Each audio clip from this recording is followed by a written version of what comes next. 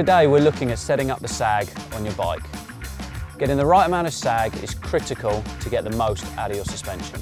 Too much sag and you're going to be sitting too far into travel on the bike, bottoming out regularly and clipping pedals.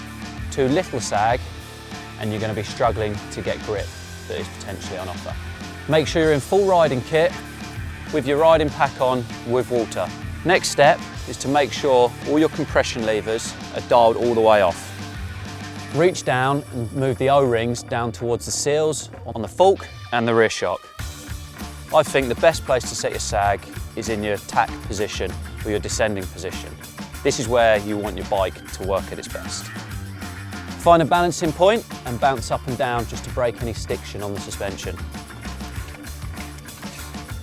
Come to a balanced stop and either ask someone to move the O-rings back down to the seals or reach down carefully and do it yourself. Now we're ready to measure the sag, so you need to dismount the bike as carefully as possible not to move those O-rings. This front fork, the stanchions are showing 180mm and we're looking for 25% sag. So we're looking for the O-ring to be 45mm up from the seal. It's showing 50 sag, so I do need to add a little bit of air.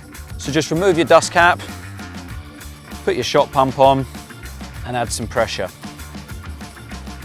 On the back, we're looking for a slightly different setup. We're looking for 25 to 30% sag, depending on how we want our bike to ride. If we want it on the plusher side or on the slightly firmer side. Now measuring the rear shock, I've got 70mm stanchion showing and I'm only getting 16mm sag. I'm looking for between 25 and 30%. So I need to be between 17.5 and 21mm sag. So I'm going to have to let some air out the rear shock.